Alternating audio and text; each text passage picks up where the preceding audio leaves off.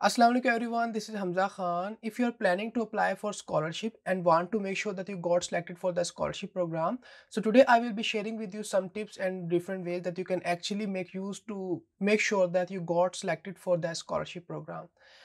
So in order to ensure that you are a good candidate for the scholarship program, uh, I will be sharing with you some different tips and different ways that can actually help you out during your scholarship program selection procedure.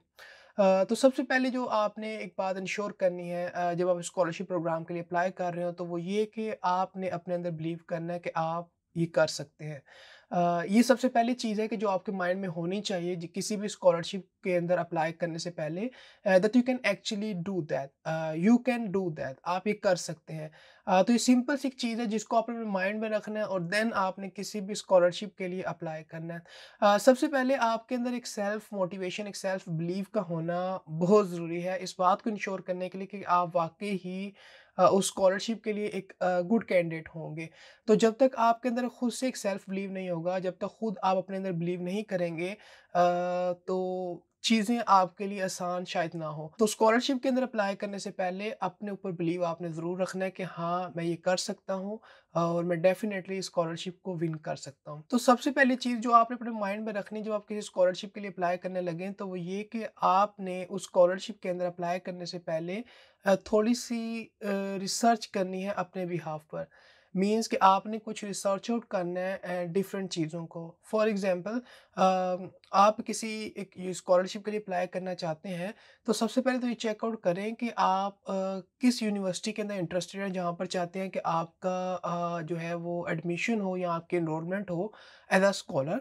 और then अगर आप उस university को choose कर लेते हैं, then ये check out करें क्या वो यूनिवर्सिटी वो प्रोग्राम ऑफ़र कर भी रही है कि नहीं जिसमें आप एज़ अ स्कॉलर एनरोल होना चाहते हैं। मीन्स कि जिस डिग्री प्रोग्राम को आप परस्यू करना चाहते हैं उस स्कॉलरशिप के अंडर, क्या वो यूनिवर्सिटी वो स्कॉलरशिप प्रोग्राम को ऑफ़र कर भी रही है कि नहीं? और देन अगर कर रही है तो फिर ये चेक आउट करें कि क्या वो स्कॉलरशिप प्रोग्राम और क्या वो यूनिवर्सिटी दोनों उस स्कॉलरशिप के अंदर आती हैं कि नहीं? अगर ये चीज़ें आप कन्फर्म करेंगे तो ये आपके लिए हेल्पफुल होंगी, क्योंकि समटाइम्स क्या होता है कि स्टूडेंट ये चेक आउट किए बगैर कि क्या ये यूनिवर्सिटी या ये डिग्री प्रोग्राम जो है वो इस स्कॉलरशिप के अंदर कवर अप होता है कि नहीं, वो उस प्रोग्राम के अंदर अप्लाई कर देते हैं या उस स्पेसिफिक यूनिवर्सिटी में अप्लाई कर देते हैं। और क्योंकि अगर वो यूनिवर्सिटी या वो डिग्री प्रोग्राम उस स्कॉलरशिप के अंदर कवर अप नहीं हो रहा, तो स्टूडेंट की सिलेक्शन उस प्रोग्राम के अंदर या यूनिवर्सिटी के अंदर नहीं हो पाती। और स्टूडेंट शायद ये बिलीव कर रहा होता है कि वो अपनी एलिजिबिलिटी क्राइटेरिया की वजह से शायद उस एडमिशन को नहीं मीट कर पाया। इवन दो ये कंडीशन नहीं भी हो सकती है, क्योंकि माइट ही पॉसिबल एक बड़ी रीज़न तो यही है कि आप जिस प्रोग्राम को परस्यू करना चाह रहे हैं वो यूनिवर्सिटी उस प्रोग्राम को करवा ही नहीं रही। और इन केस जिस यूनिवर्सिटी को ही आपने चूज़ किया वो यूनिवर्सिटी ही उस स्कॉलरशिप प्रोग्राम के अंदर एनरोलमेंट नहीं रखती, तो इट्स मीन कि फिर आपकी उस स्कॉलरशिप के लिए सिलेक्शन किस तरह से होगी। तो सबसे पहले तो आपने रिसर्च करनी है regarding whatever the university in which you are interested और regarding whatever the degree program you want to pursue. इन 2 चीज़ों के बारे में आपने रिसर्च करनी है, क्या ये 2 चीज़ें उस स्पेसिफिक स्कॉलरशिप प्रोग्राम के अंदर फ़ॉल करती हैं? और अगर करती हैं तो then you can apply for that scholarship programme. The next thing that you should keep in your mind is to research regarding the specific scholarship programme. अब आपने क्या करना है कि जो भी स्कॉलरशिप प्रोग्राम के लिए अप्लाई करने जा रहे हैं उसके बारे में थोड़ी आपने रिसर्च करनी है। उस स्कॉलरशिप प्रोग्राम के बारे में रिसर्च ये करनी है कि उस स्कॉलरशिप प्रोग्राम के अंडर आप कौन-कौन से डिग्री प्रोग्राम्स को कवर अप कर सकते हैं। वो स्कॉलरशिप प्रोग्राम किन-किन यूनिवर्सिटीज़ के साथ मीन्स कि उनकी एनरोलमेंट रखती है और इसी के साथ-साथ वो जो स्कॉलरशिप प्रोग्राम है वो आपको क्या बेनिफिट देगी, वो आपकी ट्यूशन फ़ी कवर अप करेगी कि नहीं, वो आपको स्टाइपेंड प्रोवाइड करेगी कि नहीं, वो आपको अकोमोडेशन प्रोवाइड करेगी कि नहीं, ये चीज़ें भी आपने सर्च आउट करनी है।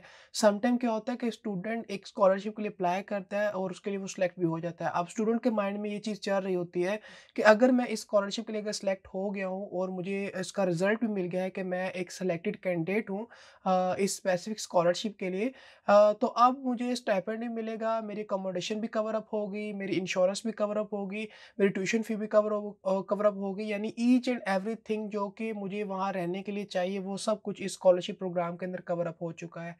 ऐसा नहीं हो सकता, क्योंकि जो स्कॉलरशिप प्रोग्राम होते हैं वो डिफरेंट चीज़ों को ऑफ़र कर रहे होते हैं। हो सकता है कोई स्कॉलरशिप प्रोग्राम फुली फंडेड हो सकता है कोई स्कॉलरशिप प्रोग्राम सिर्फ़ ट्यूशन फ़ी को फुल कवर अप कर रहे और हो सकता है कोई स्कॉलरशिप प्रोग्राम ट्यूशन फ़ी को पार्शियली कवर अप कर रहे हो और बाकी चीज़ों को कवर अप ना कर रहे हो।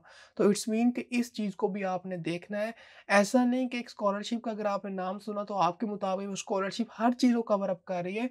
हो सकता है वो स्कॉलरशिप जो है वो सिर्फ़ आपकी ट्यूशन फ़ी को कवर अप कर रही हो आइदर पार्शियली या फुली। आपकी अकोमोडेशन, कॉस्ट ऑफ लिविंग, आपका मंथली स्टाइपेंड, ये सारी चीज़ें माइट ही पॉसिबल उस स्कॉलरशिप प्रोग्राम के अंदर ना हो।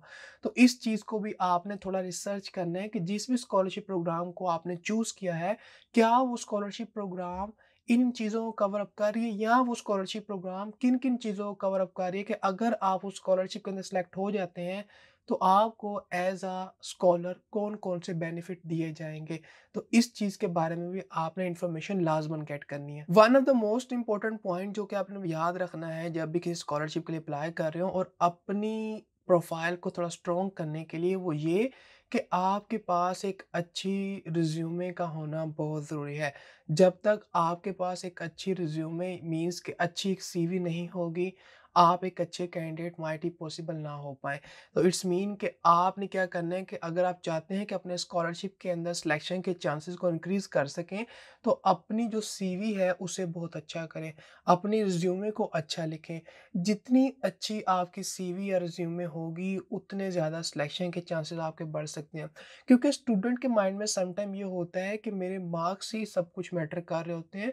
नो डाउट मार्क्स एक एलिजिबिलिटी क्राइटेरिया के अंदर एक इम्पोर्टेंट चीज़ होते हैं, लेकिन मार्क्स जो है वो सब कुछ नहीं होते। मीन्स कि मार्क्स से हट के भी बहुत सी चीज़ें जो हैं वो कंसीडर की जाती हैं कि अगर एक स्टूडेंट अप्लाई कर रहा है तो उसकी बाकी चीज़ों को भी देखा जाता है। मीन्स कि उसकी सीवी को देखा जाता है, उसके स्टेटमेंट ऑफ पर्पस को देखा जाता है। इन सब चीज़ों को देखने के बाद एक फाइनल इवैल्यूएशन की जाती है, कौन सा कैंडिडेट ज़्यादा सूटेबल है स्कॉलरशिप के लिए और कौन सा कैंडिडेट स्कॉलरशिप के लिए सूटेबल नहीं है। तो इट्स मीन कि मार्क्स अकेले ही सिर्फ मैटर नहीं कर रहे होते, मार्क्स के अलावा बहुत सी चीज़ें और भी हैं जो उन मार्क्स की तरह ही मैटर कर रही होती हैं और हमें ये लगता है कि शायद वो चीज़ें मैटर नहीं करती और एक्चुअली में वो चीज़ें मैटर करती हैं और उनमें से एक चीज़ हमारी स्टेटमेंट ऑफ पर्पस भी हो सकती है या हमारी सीवी भी हो सकती है। तो मेक श्योर करना है कि जब कहीं भी स्कॉलरशिप के लिए अप्लाई करना है, आपसे अगर वो सीवी या रिज्यूमे मांगते हैं कि आपने सबमिट करनी है, तो उस सीवी और रिज्यूमे का ट्रांसपेरेंट मीन्स कि अच्छा और गुड लिखा होना बहुत ज़रूरी है। वही चीज़ें सीवी में या रिज्यूमे में मेंशन करें कि जो आपको वाक़ई पता है, आप जिनके अंदर स्किल रखते हैं। ऐसी चीज़ें मेंशन नहीं कर देनी कि जो आप जानते भी नहीं हैं और प्रोफ़ाइल को थोड़ा अच्छा करने के लिए आपने मेंशन कर दी हैं। तो सीवी में, रिज्यूमे में वही चीज़ें मेंशन करनी है जिनके बारे में आप जानते हैं, जिनके बारे में आपको नॉलेज है और जिन चीज़ों पर आप ग्रिप रखते हैं। इसके अलावा एक्स्ट्रा चीज़ें जो आप जानते नहीं हैं, ऐसे नहीं लिख देनी। नेक्स्ट थिंग इज़ दैट कि जब भी आप किसी स्कॉलरशिप के लिए अप्लाई कर रहे हो तो मेक श्योर करें कि आप उसके एलिजिबिलिटी क्राइटेरिया को मीट कर रहे हों। सम टाइम हम डिफरेंट स्कॉलरशिप के लिए एलिजिबिलिटी क्राइटेरिया चेकआउट किए बगैर ही अप्लाई कर देते हैं और अगर इन केस हमारी उस स्कॉलरशिप में सिलेक्शन नहीं हो पाती तो हमें ये लगता है कि शायद मैं एक अच्छा कैंडिडेट नहीं था। तो ऐसा हरगिज़ नहीं है। क्यों? क्योंकि हो सकता है कि आपने जब उस स्कॉलरशिप के लिए अप्लाई किया तो आप उस एलिजिबिलिटी क्राइटेरिया में आ ही नहीं रहे थे जो वो आपसे डिमांड कर रहे थे। तो अब इसका सॉल्यूशन क्या है? अब इसका सॉल्यूशन ये है कि स्कॉलरशिप के अंदर अप्लाई करने से पहले आपने इस बात को इंश्योर करना है कि उस स्कॉलरशिप का जो भी मिनिमम क्राइटेरिया है सिलेक्शन का एटलीस्ट आप उसको तो मीट कर रहे हो। देन बहुत सारी चीज़ें मैटर कर सकती हैं आपकी सिलेक्शन प्रोसीजर के अंदर, लेकिन आपने उसका जो मिनिमम एलिजिबिलिटी क्राइटेरिया उसको ज़रूर मीट करना है। हम समटाइम्स स्कॉलरशिप के लिए अप्लाई तो कर देते हैं और हमें ये लगता है कि ये स्कॉलरशिप तो बहुत आसान है या इसमें मेरी सिलेक्शन हो जाएगी। हो सकता है वो स्कॉलरशिप का जो एलिजिबिलिटी क्राइटेरिया है वही आपने मीट ना किया हो तो आपकी सिलेक्शन भी किस तरह से होगी। हो सकता है कि एलिजिबिलिटी क्राइटेरिया के कुछ पॉइंट्स थे जिनको आपने मीट करना है, उन पॉइंट में से आपने सिर्फ़ 2 पॉइंट को मीट किया और बाकी पॉइंट आपने छोड़ दिए, तो आपकी माइट ही पॉसिबल एप्लीकेशन कंसीडर ना की जाए। तो इस बात को इंश्योर करना है कि whatever the scholarship programme you are applying for, make sure you meet the minimum eligibility criteria that is set by that particular scholarship programme. जब तक आप उसको मीट नहीं करेंगे तब तक हो सकता है कि आपकी स्कॉलरशिप प्रोग्राम के अंदर सिलेक्शन ना हो पाए। नेक्स्ट थिंग जो कि आपको एक अपने माइंड में रखनी चाहिए वो ये कि बहुत सारे स्टूडेंट एक क्वेश्चन बार बार रिपीटेडली पूछते हैं कि हम अपनी प्रोफाइल को यूनिक किस तरह से कर सकते हैं, हम अपने आप को दूसरों से डिफरेंशिएट किस तरह से कर सकते हैं, हम अपनी जो पोर्टफोलियो है उसे अच्छा किस तरह से कर सकते हैं ताकि हम एक स्ट्रॉन्ग कैंडिडेट हों, ताकि हमारी स्कॉलरशिप के चांसेस जो हैं वो ज़्यादा इंक्रीज़ कर सकें। तो एक बात आपने याद रखनी है कि जब कभी आप स्कॉलरशिप के लिए अप्लाई करने लगें तो मेक श्योर करें कि आपकी जो प्रोफाइल है, आपकी जो एक पोर्टफोलियो है वो यूनिक होनी चाहिए। आप सिलेक्ट उस स्कॉलरशिप प्रोग्राम के लिए तब होंगे जब आप दूसरों से हटकर दूसरों से थोड़े यूनिक होंगे, क्योंकि उन्हें एक ऐसा कैंडिडेट चाहिए होता है कि जो दूसरों से थोड़ा डिफरेंट हो, दूसरों से उसकी प्रोफाइल थोड़ी यूनिक हो। अगर आप रिपीटेडली सेम चीज़ों को ही उठाकर चलेंगे, मीन्स के फॉर एग्जांपल 2 स्टूडेंट हैं या 3 स्टूडेंट हैं, उन्होंने एक स्कॉलरशिप प्रोग्राम के लिए अप्लाई किया और उन तीनों की प्रोफाइल या सीवी या रिज्यूमे या whatever the document they have submitted वो कुछ सेम है या मिलते-जुलते हैं या सिमिलर है। तो इन तीनों के अंदर अब किसी एक को सिलेक्ट करना ये उनके लिए एक प्रॉब्लम वाली बात होगी। ये उनके लिए थोड़ी डिफ़िकल्टी हो सकती है। लेकिन अगर उन तीनों में से अगर एक बंदा ऐसा होगा कि जिसकी प्रोफ़ाइल बहुत यूनिक है, जो दोनों से डिफरेंट है, दोनों से हटकर है, उसकी जो स्टेटमेंट ऑफ पर्पज़ है, उसका जो मोटिवेशन लेटर है वो डिफरेंट है, उसका स्टडी प्लान उनसे डिफरेंट है। तो इट्स मीन कि अब सिलेक्शन के चांसेस किसके होंगे? डेफ़िनेटली उसी स्टूडेंट के जो उन 2 दूसरे डिफरेंट स्टूडेंट से अपने आप को यूनिक कर रहा है। Unique in term of statement of purpose, motivation letter और whatever the application document that student has submitted. तो एक इस बात को तो आपने अपने माइंड में रखना है कि अगर चाहते हैं कि अपनी प्रोफ़ाइल स्ट्रॉन्ग हो, अगर चाहते हैं कि हम दूसरों से थोड़ा यूनिक हों, तो आपने अपनी प्रोफ़ाइल को भी यूनिक करना है, अपने पोर्टफ़ोलियो को भी यूनिक करना है। मीन्स कि आपकी स्टेटमेंट ऑफ पर्पज़ ऐसी नहीं होनी चाहिए कि आपने किसी की स्टेटमेंट पर्पज़ को उठाया, उसको मॉडिफ़ाई किया, देन सबमिट करवा दिया। आपका जो मोटिवेशन लेटर है, वो इस तरह का नहीं होना चाहिए कि आपने किसी का मोटिवेशन लेटर पढ़ा एंड देन उसको मॉडिफ़ाई किया और उसको सबमिट करवा दिया।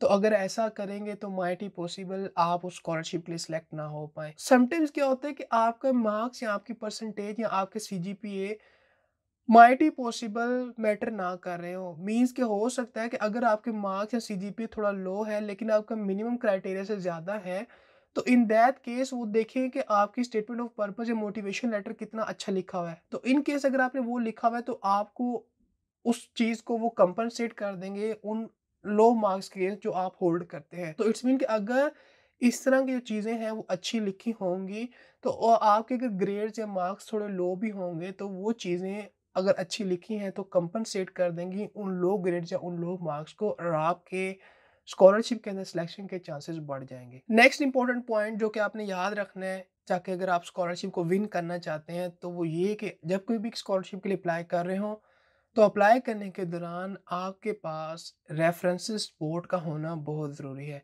मीन्स कि आपके पास ऐसे लोग होने चाहिए जो आपके लिए रेफरेंस के तौर पर काम कर सकें। मीन्स कि वो आपके लेटर ऑफ रिकमेंडेशन को राइट डाउन कर सकें। समटाइम हम स्कॉलरशिप के लिए अप्लाई कर देते हैं और जब वो हमारे से रेफरेंसेस मीन्स कि हमारे से लेटर ऑफ रिकमेंडेशन माँगते हैं कि आप हमें कुछ 1 या 2 लेटर ऑफ रिकमेंडेशन सबमिट करवाएँ, तो उस टाइम पर हम कन्फ्यूज़ हो जाते हैं कि ये लेटर ऑफ रिकमेंडेशन किससे लिखवाएँ या एक शॉर्ट से पीरियड के अंदर कौन-सा पर्सन हमें लेटर ऑफ रिकमेंडेशन या हमारे लिए रेफ़री के तौर पे काम कर सकता है। तो इस चीज़ से, इस प्रॉब्लम से डील करने के लिए एक जो बेस्ट सॉल्यूशन है वो ये है कि जब आप किसी स्कॉलरशिप के लिए अप्लाई कर रहे हो, तो मेक श्योर करें कि उस स्कॉलरशिप के अंदर अप्लाई करने से पहले आपके पास जो रेफ़रेंसेस हैं मीन्स के जो आपके रेफरीज़ हैं, उनकी सपोर्ट आपके पास होना बहुत ज़रूरी है। आपको ये पता होना चाहिए कि आपने अपने लेटर ऑफ रिकमेंडेशन किससे लिखवाने हैं और कब लिखवाने हैं। और लास्ट पर मैं एक इम्पोर्टेंट बात कहना चाहूँगा कि अगर आप किसी स्कॉलरशिप के लिए अप्लाई कर रहे हैं, तो मेक श्योर करें कि आप उस स्कॉलरशिप के लिए अप्लाई करें एज़ अर्ली एज़ पॉसिबल और जितना जल्दी हो सके उस स्कॉलरशिप के लिए अप्लाई करना है और अपनी जो होप है उसे लूज़ नहीं करना। बस बिलीव करना है कि हाँ, मैं ये कर सकता हूँ और मैं इस स्कॉलरशिप को विन कर सकता हूँ और जितनी भी चीज़ें स्कॉलरशिप के अंदर इन्वॉल्व होती हैं मीन्स कि your statement purpose, your motivation letter, your study plan, your research proposal, make sure करना है कि ये चीज़ें बहुत अच्छी लिखी होनी चाहिए और यूनिक होनी चाहिए और देन आपने उस स्कॉलरशिप के लिए अप्लाई कर देना है और अप्लाई करना है जितनी जल्दी हो सके और बिलीव करना है कि that you can actually do that, और अपनी जो होप है उसे हाई रखना है। और इंशाल्लाह whatever the scholarship programme you are applying for, आप उसके अंदर ज़रूर सेलेक्ट होंगे। और ये चीज़ें आपको काफ़ी हेल्प आउट करेंगी कि अगर आप इन चीज़ों को फॉलो करेंगे। So if you still have any confusion regarding कि किस तरह से हम एक स्कॉलरशिप प्रोग्राम के लिए गुड कैंडिडेट हो सकते हैं, या हमें किस तरह से स्कॉलरशिप प्रोग्राम की जो प्रोफाइल है उसे अच्छा करना चाहिए, so you can definitely ask me a question. I will try to answer your question as soon as possible. So meet you in the next video. Till then, Allah Hafiz.